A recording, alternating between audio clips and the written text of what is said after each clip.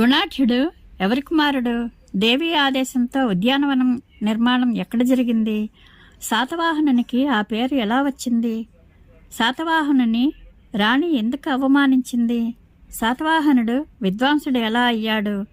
అన్నింటికీ సమాధానం కథాసరిత్సాగరము 6వ తరంగంలో ఏం చెప్పారో తెలుసుకుందాము. శ్రీమాత్రే నమః. కథాసరిత్సాగరము ధారావాహికలో 6వ తరంగము ప్రారంభం. ఈ 6వ తరంగంలో గుణాఢ్యుని కథ, ఎలుక శెట్టి కథ, సామవేది మూఢుని కథ, దేవీకృతోద్యాన కథ, శాతవాహనుని పూర్వవృత్తాంతము, శాతవాహనుని రాణి అవమానించుట, శర్వవర్మ శాతవాహనుని విధ్వంసం చేయుట మొదలగు విశేషాంశములతో సాగుతున్న కథాతరంగములను చెప్పుకుందాము. మాల్యవంతుడు గుణాఢ్యుడు అని పేర మనుష్య జన్మమెత్తి శాతవాహన రాజును కొలిచి అతని ఎదుట చేసిన ప్రతిజ్ఞ చేత సంస్కృతము మొదలైన 3 భాషలను త్యజించి ఖిన్నుడై వింధ్యవాసిని దర్శించుకొనుటకు అడవికి వచ్చెను. అమ్మవారి ఆజ్ఞ చేత అతడు కాణభూతిని చూచి తన పూర్వజన్మము స్మరణకు రాగా 3 భాషలకును విలక్షణమైన పైశాచీ భాషతో కాణభూతితో తన పేరు చెప్పి, మిత్రమా, పుష్పదంతుని వలన విన్న దివ్య కథను చెప్పుము, మనమిద్దరము దాని వలన శాపమును దాటుదముగాక అని అడిగాను.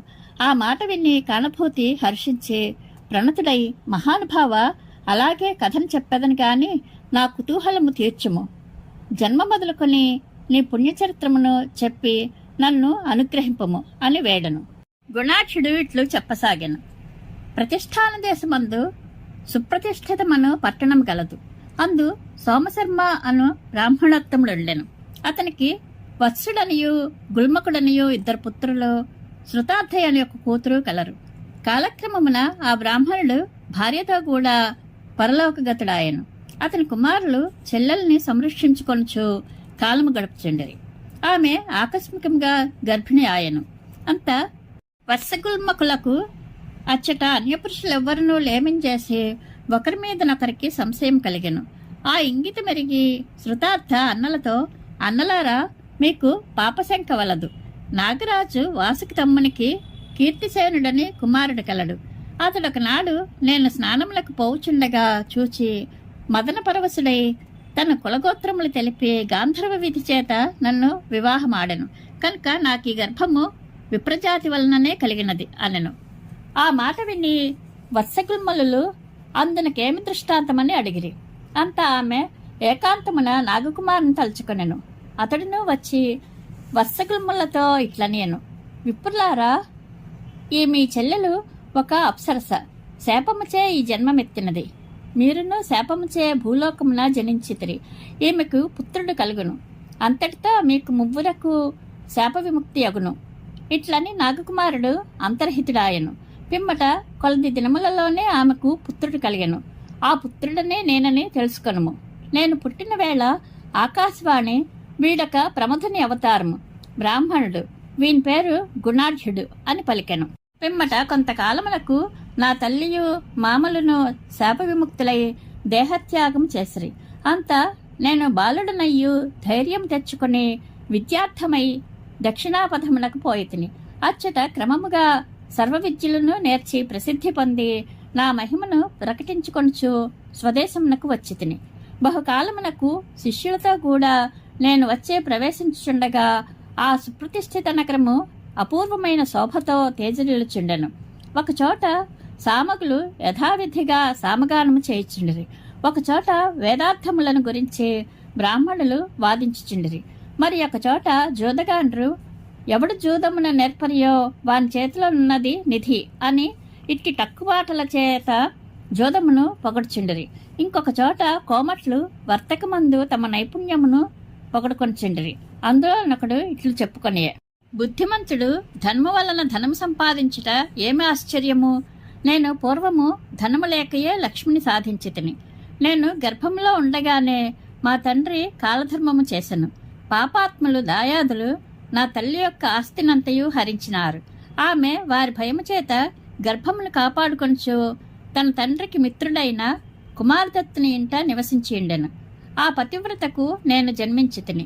నన్నామె నానా కష్టములు పడి పోషించుచు పరమ దారిద్ర్యము చేత దీనురాలై ఒక బడిపంతులను బతిమాలుకొని నాకు వ్రాతయు లెక్కయు నేర్పించను.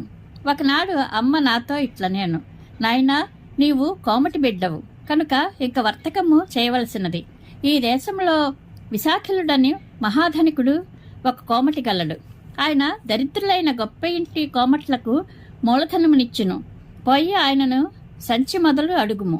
వెంటనే నేను ఆయన వద్దకు పోయి తిని, ఆ సమయంలో ఆయన ఎవరిలో ఒక కోమటి చిన్నవానిని, ఇదిగో చూడు, చచ్చి భూమి మీద పడి ఉన్నది ఈ ఎలుక, దీనిని కూడా సరుకు చేసుకునే బుద్ధిమంతుడు ధనమార్జింపవచ్చును. నీవు కేవలము పనికిమాలిన వాడవు, నీకు ఎన్నో దీనారములిచ్చినాడను, వానికి వడ్డీ అటుండని అసలు కూడా నీవు పోగొట్టినాడవు అని చీవాట్లు పెట్టుచుండెను. అది విని నేను, అయ్యా, నీ వలన ఈ ఎలుకను సంచి మొదలుగా పుచ్చుకున్నవాడను అని చెప్పి ఆయన లెక్కలో దానిని వ్రాసి అతడు నవ్వుచుండగా ఎలుకను పుచ్చుకుని వెడలెత్తిని. ఆ ఎలుకను 2 దోసెళ్ల శనగలకు ఒక వర్తకునికి పిల్లికి ఆహారంగా అమ్మితిని.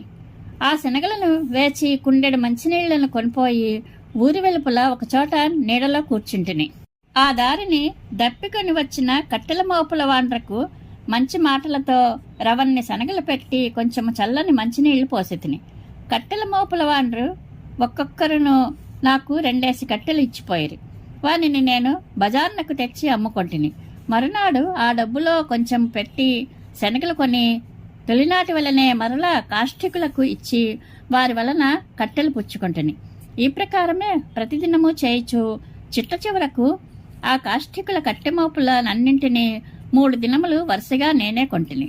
అంతటా అతివృష్టి కలిగి వంట చెరుకు ఊరిలోనికి బయట ఎక్కడి నుండి రాక మిక్కిలి ప్రియం కాగా నేను నా వంట చెరుకును మిక్కిలి లాభమునకు విక్రయించి ఆ ధనముతో దుకాణము పెట్టి వర్తకము చేయించు క్రమముగా మహాధనికుడనైతిని.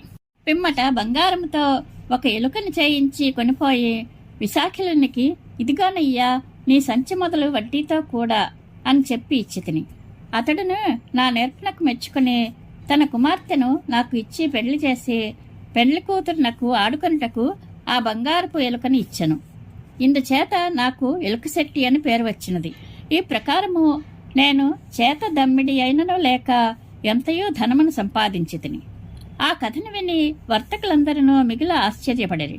గోడ లేకయే చిత్తరువు వ్రాసిన ఆశ్చర్యము కాదా? మరి ఒక చోట 8 మాడల బంగారము ఎక్కడనో దానము పుచ్చుకొని వచ్చిన ఒక సామవేది బ్రాహ్మణునితో విటుడొకడు, ఓ బ్రాహ్మణుడా, నీవు బ్రాహ్మణుడు ఒకటిచే ఎక్కడ పట్టినను నీకు భోజనము సిద్ధముగా దొరకను కనుక ఈ బంగారమిచ్చి ఇక్కడ లోకయాత్రను నేర్చుకుని మంచి జానడవు కారాదా అనెను. ఆ మూఢ బ్రాహ్మణుడు నాకెవరు నేర్పుదురని అడుగగా విటుడు, ఇదిగో ఇక్కడనున్నదే భోగమది చతురిక, దాని ఇంటికి పొమ్ము అనెను. అక్కడికి పోయి నేనేం చేయవలేను అని బ్రాహ్మణుడు అడుగగా, బంగారం ఇచ్చి రంజించుచు ఏదైనా సామ ప్రయోగింపము అని విటుడు చెప్పాను. వెంటనే ఆ సామవేది చతురిక ఇంటికి పోయాను. అదియు ఆయనను ఎదుర్కొని గౌరవించెను. అంతా ఆయన కూర్చుండి దానితో, ఇదిగో దీనిని పుచ్చుకుని నాకు లోకయాత్ర నేర్పము అని అడిగి ఆ బంగారమునిచ్చివేచెను. అందువలన అక్కడి వారందరూ నవ్వుచుండగా ఆ మూఢ బ్రాహ్మణుడు కొంచెం ఆలోచించుకుని చేతులను ఆబద్ధ సారణములనుగా ఆవు చెవి రూపముగా పట్టి బిగ్గరగా సామవేదమును పాడసాగెను.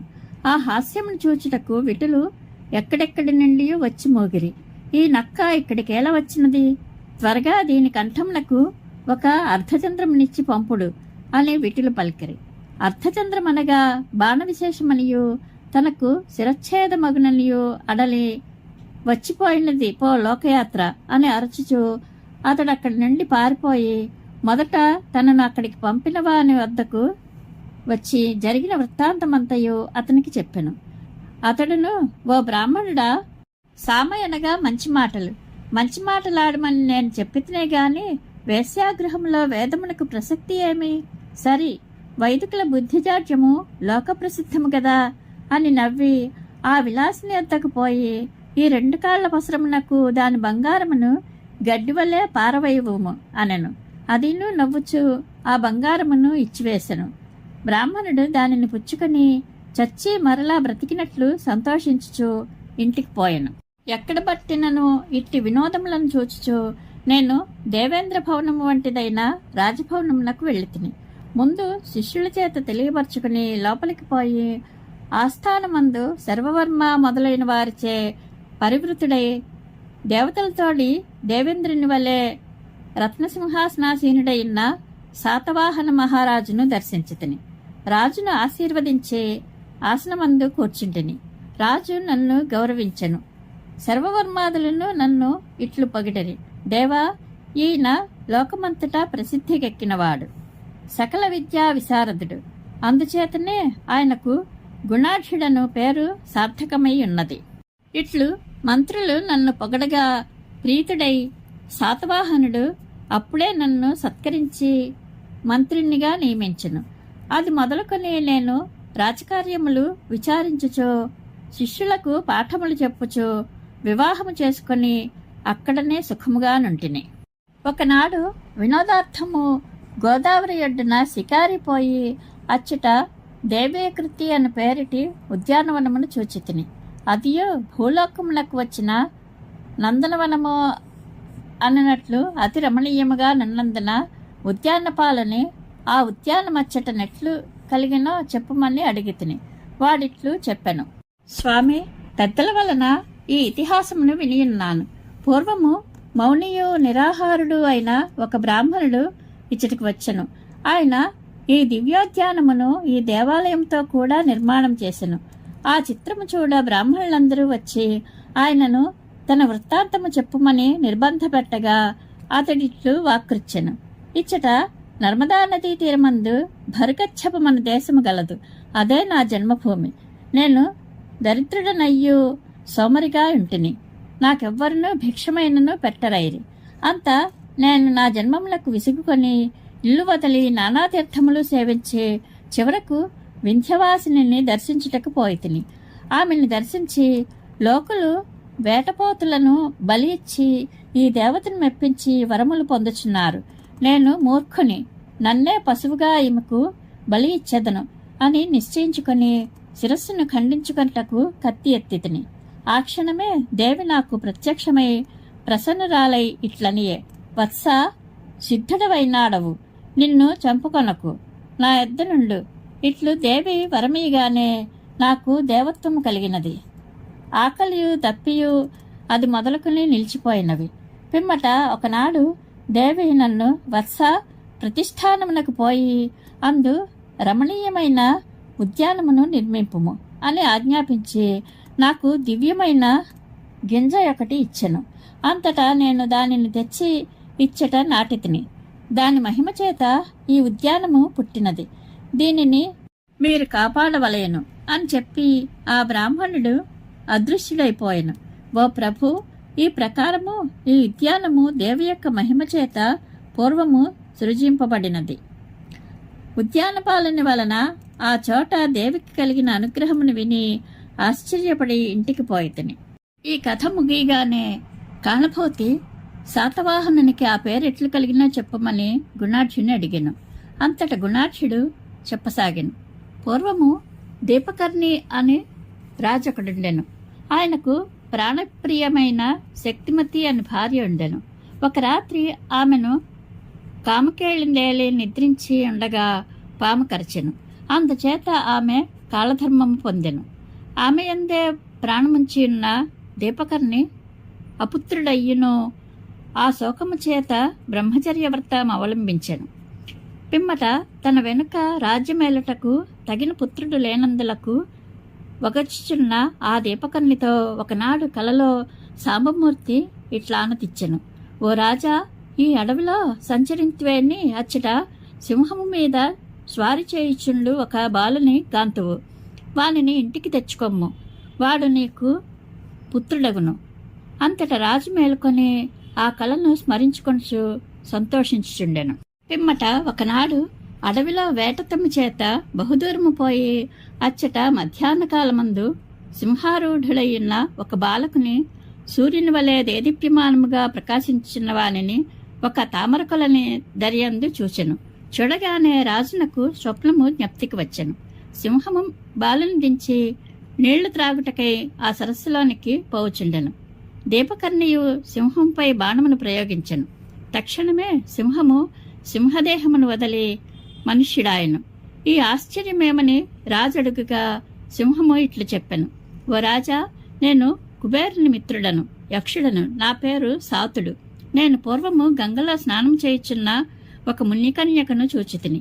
ఆమెయు నన్ను చూచి మదనుని బారికి నిలువలేకుండెను. అంతనామెను నేను గాంధర్వ విధి చేత వివాహమాడుతిని. ఆ వృత్తాంతమెరిగి ఆమె యొక్క బంధువులు క్రోధంతో, ఓ పాపులారా, స్వేచ్ఛావిహారులరైన మీరిద్దరును సింహములగుదురుగాక అని మమ్ము శపించి ఆమెకు పుత్రజనన పర్యంతమును నాకు నీ బాణము తగులు పర్యంతమును శాపావధి నేర్పరిచిరి. అంతటా మేమిద్దరమును సింహదంపతులుగా పుట్టినారము. కాలక్రమమున నా దైత గర్భిణి అయి ఈ బాలకుని గని కాలధర్మము నందెను. నేనే వీనిని ఇతర సింహకుల పాలతో పెంచితిని. నీ బాణము తగులగానే నా శాపము తీరినది. వీడిగో ఈ మహాసత్తుని నీకిచ్చెదను. వీనిని పుత్రునిగా గ్రహింపము. ఈ ప్రకారమే జరుగునని పూర్వము ఆ మునీశ్వరులే విధించియున్నారు. ఇట్లు చెప్పి సాతుడు అంతర్హితుడు కాగానే రాజు ఆ బాలకుని ఇంటికి కొనిపోయాను. సాతుడు అతనికి వాహనమైనందున శాతవాహనుడని పేరు పెట్టి కాలక్రమమున పట్టాభిషిక్తం చేసి దీపకర్ణి మహారాజు తపస్సుకై అరణ్యమునకు పోయెను. అది మొదలుకొని ఈ మహారాజు సర్వభూమండలమును ఏల్చున్నాడు. ఇతనికి శాతవాహనుడని పేరు కలిగిన విధము ఇది. ఈ ప్రకారము కానుభూతికి అవాంతర కథను చెప్పి గుణాఢ్య పండితుడు మరలా ప్రకృతమును అనుసరించి ఇట్లు చెప్పసాగెను. పిమ్మట ఒకప్పుడు శాతవాహనుడు వసంతకాలంలో ఆ దేవి కృతోద్యానమునకు వెళ్లి రాణివాసములతో కూడా నందనవనమందు మహేంద్రుడు దివ్యాంగులతో వలె చాలాసేపు వనవిహారం సల్పి వారితో కూడా జలక్రీడార్థమై పద్మసరస్సులో ప్రవేశించెను. అందు ఆ ప్రియులపై ఇచ్ఛావిలాసముగా నీళ్లు చల్చుండెను. వారును అతని మీద కరేణువులు గజేంద్రుని మీదన వల్లే నీళ్లు చల్చుండ్రి.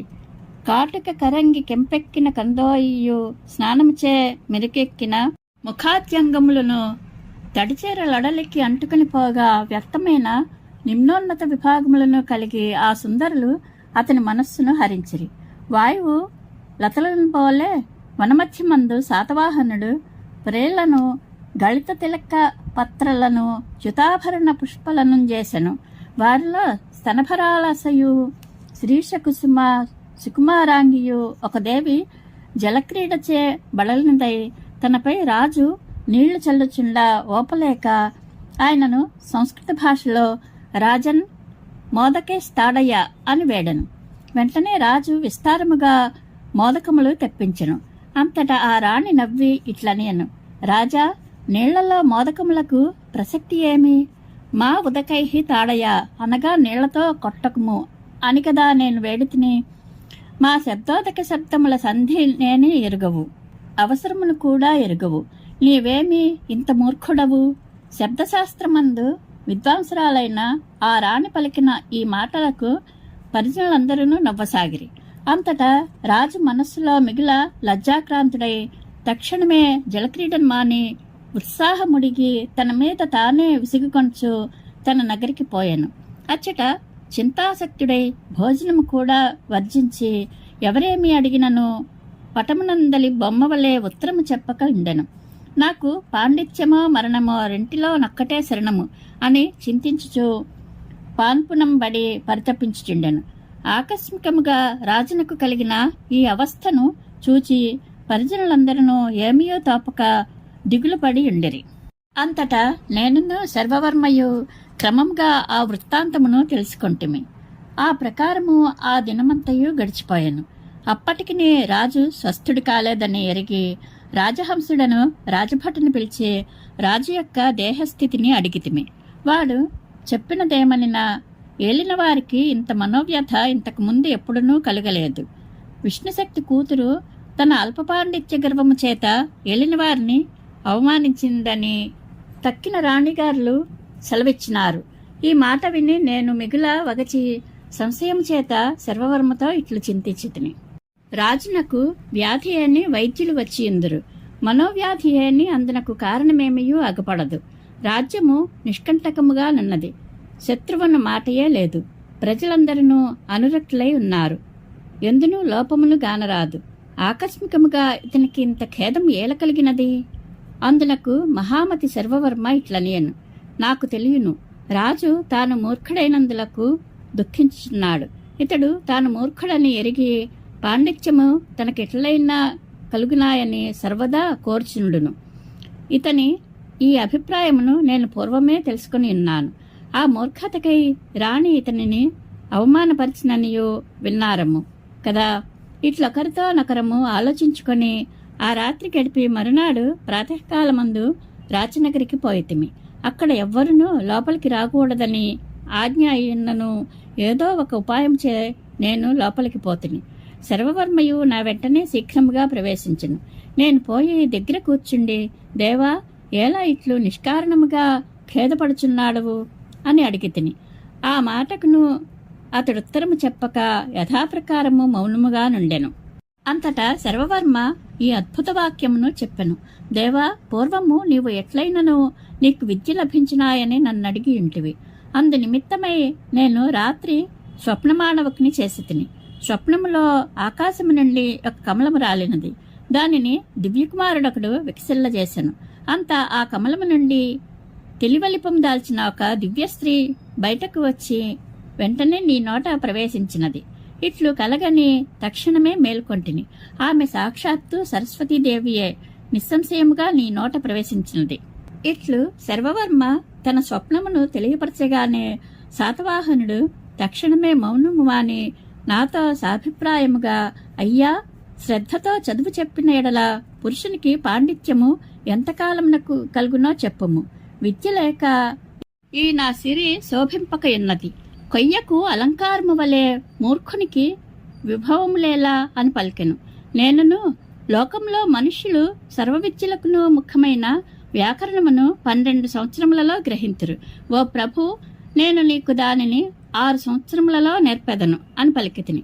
ఆ మాట వినియో వినకయే సర్వవర్మ ఈర్ష్య చేత ఇట్ల నేను, సుఖార్హుడైన ప్రభువు ఇంతకాలం ఎట్లు విద్యాభ్యాస క్లేశమును అనుభవింపనేర్చును?